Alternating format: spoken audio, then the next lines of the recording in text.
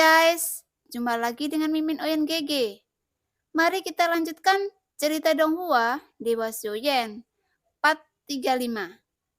Ayo langsung aja kita ke alurnya. Maka dari itu, Suho dapat memperoleh hati dan pikiran rakyat. Dan ia memiliki kekuasaan eksekutif yang sangat tinggi untuk ketaatan mutlak. Meskipun jumlah orang di sini, di Istana Dewa Berburu telah turun tajam, masih ada puluhan ribu yang masih beberapa kali lebih banyak dari 10.000 orang di Taishu. Namun pertempuran ini tidak dapat diselesaikan dan Suho tidak percaya apa yang dia katakan permaisuri. Karena ini terlalu salah sekarang dan dia tidak tahu kebenaran dari apa yang dikatakan permaisuri. Tetapi menilai dari kekuatan yang ditampilkan oleh Taishu sekarang, itu sudah mengejutkan Suho saat ini. Kali ini, Istana Dewa Berburu telah menggunakan kekuatan tempur puncaknya. Dan Taishu telah mencapai 10.000 orang. Dan puluhan ribu orang ini semuanya abadi. Bahkan Istana Perburuan Dewa tidak pernah memiliki begitu banyak kekuatan abadi dalam pertempuran ini. Untungnya, Suho juga tahu bahwa orang-orang ilusi ini berasal dari baju besi dewa palsu. Dan kekuatan mereka bukan milik mereka. Oleh karena itu, bahkan jika mereka memiliki kekuatan pembangkit tenaga abadi langkah kelima, jika mereka benar-benar menghadapi pada tingkat yang sama, pembangkit tenaga abadi langkah kelima yang sebenarnya secara alami akan lebih baik. Suho juga diam-diam belajar tentang Taishu. Dan baju besi dewa palsu bukanlah rahasia lagi. Tepatnya, sumber kekuatan mereka tidak bisa disembunyikan. Jangan pertahankan kekuatanmu. Coba gunakan orang sebanyak mungkin untuk menghadapi musuh secara bersama-sama. Dan jangan ragu. Jika ada kemungkinan untuk dilenyapkan, bertahan dan mundur. Suara Suho bergema di benak setiap prajurit Istana Dewa Berburu. Namun pada saat ini, puluhan ribu orang bersemangat dan niat bertarung mereka akan saling mempengaruhi satu sama lain. Dengan Suho yang bertanggung jawab, mereka tidak pernah merasa bahwa mereka mungkin terkalahkan. Semua memiliki tekad untuk menang. Di hutan belantara abadi, kedua belah pihak bergegas keluar dengan keras, mengambil udara sebagai medan perang, dan perang segera pecah kembali. Dalam skala pertempuran seperti itu, jika ruangannya tidak cukup stabil, itu bahkan dapat menyebabkan kekosongan pecah. Tetapi, tidak ada yang bisa menghentikan ini. Yang pasti akan menjadi perang yang sangat tragis. Seluruh hutan belantara abadi yang awalnya sunyi, sekarang ditutupi oleh deru suara manusia, serta deru pertempuran yang memekakkan telinga, dan jeritan melengking tidak ada habisnya. Begitu pertempuran dimulai, itu tidak akan ada habisnya.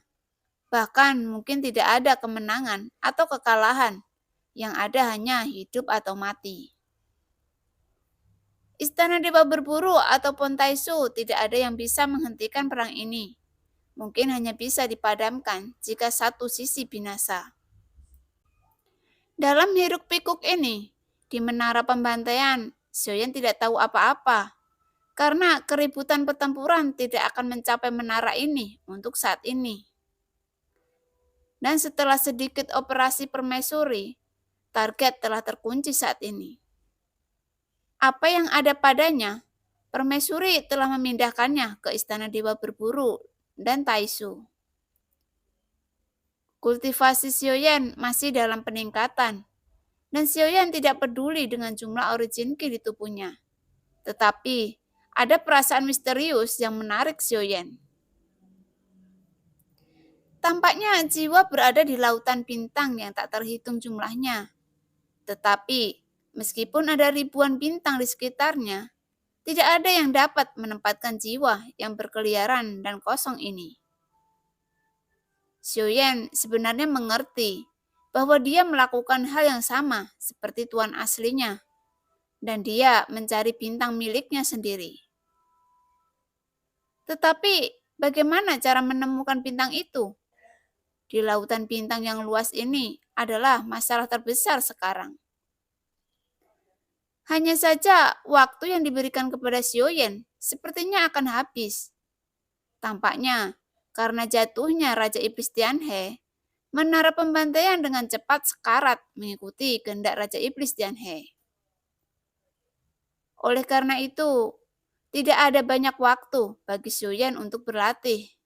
Faktanya, Xiuyan telah menghabiskan banyak waktu di menara pembantaian. Dan energi iblis yang mengalir ke tubuhnya tampaknya secara bertahap mencapai batasnya. Ki iblis yang agung terus mengalir ke tubuh Xiuyan, membasuh jantung iblis yang berdetak di sebelah kanan. Tetapi tidak banyak energi iblis yang bisa tersisa di hati iblis. Dan sebagian besar hilang dari tubuhnya. Energi iblis tidak bisa lagi diserap, tetapi energi sumber para dewa terus mengalir. Dan bintang-bintang meningkat dengan kecepatan yang sangat cepat. Dan kecepatannya tidak melambat dengan bertambahnya jumlah, tetapi juga stabil pada kecepatan yang sama. Tepatnya tidak cepat atau lambat. Pada saat ini, origin Qi Xiuyan telah melebihi 10 miliar dan telah mencapai 20 miliar. Pada kecepatan ini, jika Xiuyan terus memberikan waktu pelatihan, ia akan dapat menembus hingga 30 miliar.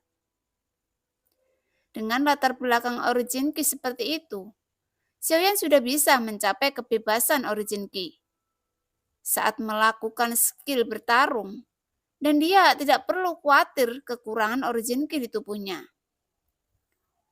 Tampaknya lautan origin Qi di tubuh Xiuyan bukan hanya lautan bintang, tetapi berubah menjadi dunia.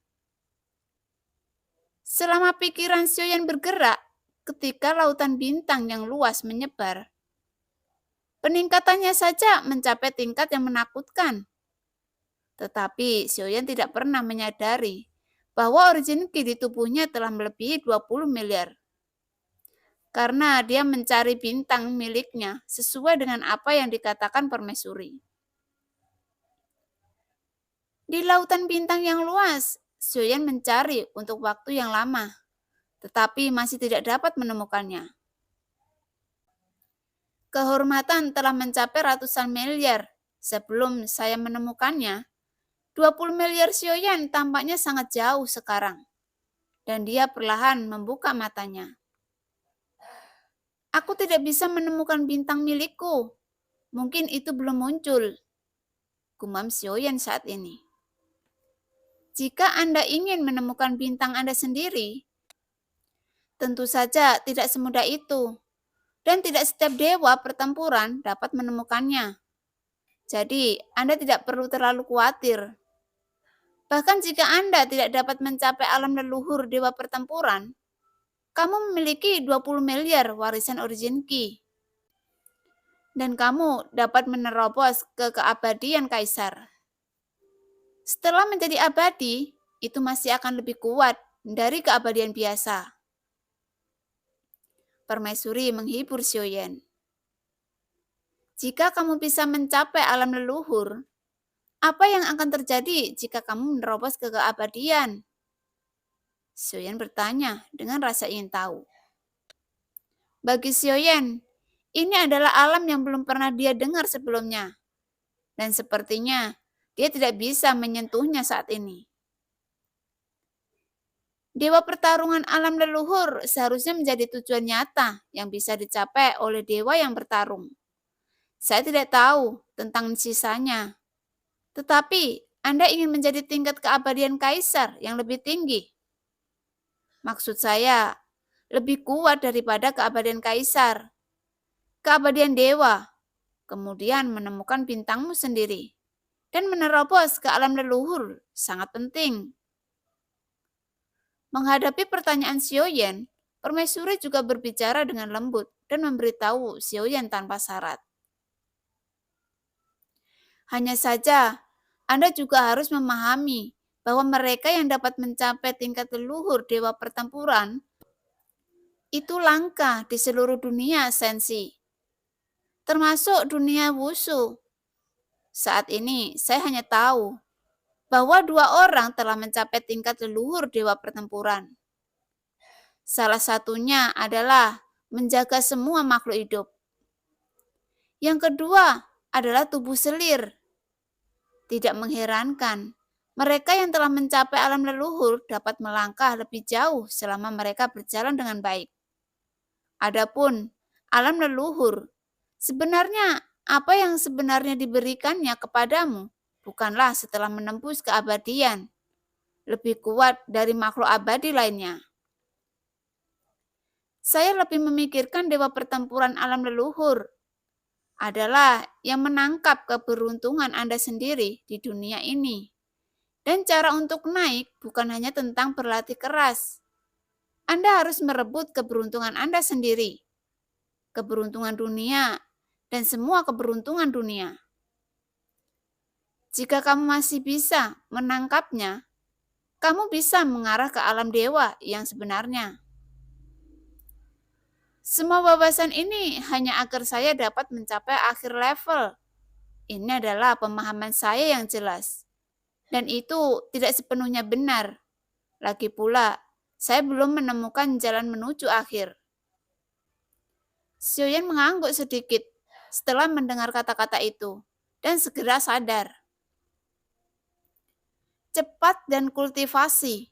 Bahkan jika Anda tidak dapat menembus ke alam leluhur, jika origin ki Anda dapat menembus 100 miliar, itu bisa sangat kuat. Jika Anda tidak dapat menemukannya, tunggu saja dan itu akan muncul di depanmu. Suara lembut permaisuri seperti mercusuar di laut yang gelap, membimbing Xiaoyan ke depan. Setelah menerima bimbingan dari kata-kata permaisuri, Xiaoyan tidak terus keras kepala mencari bintang miliknya. Dan jiwa dan kehendaknya berada dalam keadaan yang relatif kosong. Hanya pada saat inilah Xiaoyan menyadari bahwa origin ki-nya akan menembus 30 miliar, dan dia menyadarinya. Dan ketika Xiaoyan merenung sebentar, dia menemukan bahwa kecepatan origin ki dan bintang-bintang masih berlanjut, dan menembus 30 miliar hampir merupakan hal yang biasa. Selama ada cukup waktu, Xiaoyan berniat untuk tinggal di sini. Jika dia bisa, yang terbaik adalah berhasil menerobos ke alam leluhur dewa pertempuran. Tentu saja, jika dia tidak dapat menemukannya, itu akan cukup bagus. Asal Ki bisa menembus 100 miliar. Tapi kali ini, Xiaoyan membuka matanya lagi, dan ada ekspresi khawatir di matanya. Apakah musuh sudah datang? Meskipun Xiaoyan tidak menyadari berapa lama dia telah berkultivasi, dia masih bisa merasakan bahwa dia telah duduk bersila di sini untuk waktu yang lama. Permaisuri mengangguk dan tidak menyembunyikan Xiaoyan. Di sini, perang telah dimulai sekarang. Permaisuri menjawab dengan tenang. Sepertinya dia tidak ada hubungannya dengan mereka. Masuk akal bahwa mereka harus datang langsung untuk menemukan Xiaoyan. Apakah itu istana dewa berburu atau Taisu? Tujuannya juga harus sama, yaitu Xiaoyan. Perang? Dengan siapa? Xiaoyan bertanya dengan curiga. Aku tidak tahu. Mereka mulai berkelahi tanpa alasan. Permaisuri mengangkat bahu. Wajahnya yang cantik menunjukkan keraguan. Jika Permaisuri bingung, Xiaoyan akan lebih bingung lagi. Perkelahian terjadi tanpa alasan. Apakah kamu berbicara tentang Taisu dan istana dewa berburu? Xiaoyan bertanya dengan curiga. Ratu mengangguk. Itu benar, itu mereka. dan pertarungan dimulai dengan aneh. Permaisuri juga menjawab dengan sungguh-sungguh. Tetapi sorot mata Xiaoyan ketika dia melihat permaisuri segera menjadi aneh. Lagi pula, setelah bergaul dengan permaisuri begitu lama, Xiaoyan tahu bahwa permaisuri yang tampak cantik dan tidak berbahaya bagi manusia dan hewan tidak hanya memiliki istana yang sangat dalam, tetapi juga sarananya bahkan lebih luar biasa. Jika, seperti yang dikatakan permaisuri, Taisu dan istana berburu bertarung, maka itu pasti ada hubungan langsung dengan permaisuri. Cepat dan kultivasi. Menara pembantaian ini tidak akan bertahan lama. Bagaimanapun, mereka bertarung dan sekarang mereka tidak punya waktu untuk merawatmu. Kamu harus memanfaatkan kesempatan untuk berkultivasi, kata ratu sambil tersenyum. Xiaoyan hanya menggelengkan kepalanya sambil tersenyum kecut. Di bawah wajahnya yang tampan, yang terlihat cantik dan mengharukan, ada 800 mata hanya dalam sekali pandang, yang benar-benar menakutkan. Namun, Xiaoyan merasa bahwa menara pembantaian tidak lagi stabil, menunjukkan bahwa itu runtuh, dan memang tidak ada banyak waktu baginya untuk berlatih. Tampaknya tidak ada cara bagi Xiaoyan untuk menembus hingga 100 miliar di menara ini, tetapi sekarang dia telah segera menembus 30 miliar. Tetapi dengan kehormatan di depan, itu membuat orang merasa bahwa 30 miliar bukanlah batasnya. Dan kata-kata permaisuri dan Xiaoyan membuat Xiaoyan tertarik pada dewa pertempuran leluhur. Secara alami, saya ingin mencapai dewa pertempuran alam leluhur yang legendaris sebelum menembus keabadian kaisar. Seperti yang dikatakan permaisuri, dewa pertempuran alam leluhur dapat membuat Xiaoyan melangkah lebih jauh, dan itu juga dapat membuat Xiaoyan lebih cepat. Dari 2 poin ini, Xiaoyan tidak bisa melewatkan dewa pertempuran alam leluhur di dalam hatinya.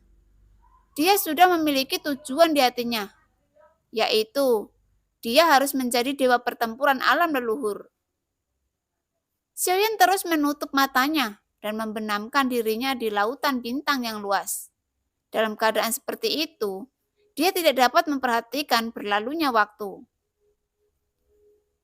Kultivasi menjadi tenang dan nyaman, dan Ki Asal terus meningkat, sehingga perasaan penguatan sangat cepat. Bukan pertumbuhan eksplosif, tetapi bisa terasa lebih kuat sedikit demi sedikit. Xiaoyan menyukai perasaan memanjat terus-menerus, meskipun dia tidak tahu kapan dia akan dapat menemukan bintang itu. Tanpa obsesi, kultivasi menjadi lebih mudah. Ki asal dewa mengalir ke tubuh Xiaoyan, dan ki asal murni yang tersisa berubah menjadi bintang. Dan sisa ki asal yang berpintik-pintik diperas keluar dari tubuhnya. Tanpa Xiaoyan terlalu khawatir, tampaknya semuanya akan datang secara alami pada saat ini. Pada saat yang sama, Xiaoyan berhasil menembus hingga 30 miliar origin ki. Namun, pada saat ini, pertempuran diintensifkan pada jarak yang sangat jauh dari menara pembantaian. Dan tidak ada korban kecil di kedua sisi. Dalam waktu singkat, Istana Dewa Berburu menderita lebih dari 5.000 korban. Dan Taisu tidak terlalu buruk. Bahkan dengan restu dari Dewa Taisu, kekuatan tempur Istana Dewa Berburu tidak boleh diremehkan. Dalam hal ini, tidak ada yang akan menjaga sarana. Mereka semua menggertakkan gigi, karena semua orang mengerti bahwa perang bukanlah hidup Anda. Bahkan jika aku mati, cara yang digunakan adalah semua teknik membunuh. Dengan pertempuran, alis klan Su Hao berkerut saat ini, karena permaisuri tidak muncul lagi. Jadi bukan itu yang Su Hao inginkan untuk melihat korban seperti itu di istana berburu. Jelas pada saat ini, Suho merasa bahwa dia sangat ditempatkan oleh permaisuri. Jika dia terus melawan Taisu dan dia benar-benar kehilangan keduanya pada akhirnya, maka dia tidak akan memiliki ancaman bagi permaisuri. Tinju Suho sedikit mengencang. Pada saat ini, dia memiliki niat untuk mundur dan tidak ingin terus bertarung dengan Taisu. Saat ini, dia tidak peduli apa rencana Taisu. Yang dia inginkan adalah memastikan bahwa semua orang di Hanteng di Istana Dewa Berburu dapat bertahan saat ini. Tapi begitu perang dimulai, tidak ada yang bisa mundur. Dan Taisu sepertinya tidak punya rencana untuk mundur. Meskipun jumlah korban Taisu sudah lebih 1.000, pertahankan, mundur. Suho merasa bahwa jika mereka terus bertarung, jika Taisu mendapat lebih banyak dukungan, kemungkinan besar mereka akan musnah. Ratusan ribu pasukan ini adalah dasar dari Istana Dewa Berburu. Dan itu juga merupakan milik Istana Dewa Berburu. Formasi awan pengubah langit tidak dapat dilakukan oleh Suho sendiri.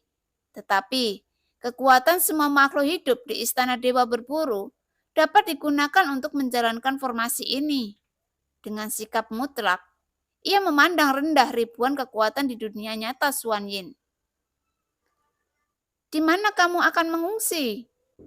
Tepat ketika Suho mengirim transmisi suara ke setiap prajurit di Istana Berburu, di sebelah tiruannya, permaisuri sedang memegang kelinci Bingyun, dan tanpa Suho menyadarinya, itu muncul dengan sangat tiba-tiba.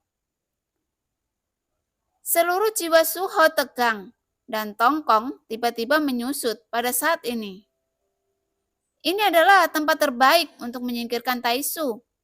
Jika kamu melewatkan kesempatan ini, setelah aku menghilang, Istana Dewa Berburu tidak akan ada lagi. Jadi, apa yang kamu takutkan saat ini? Dan mengapa kamu masih menahan diri? Bahkan mengorbankan ribuan orang. Kamu masih tidak mau menggunakan kekuatan sebenarnya dari formasi hebatmu.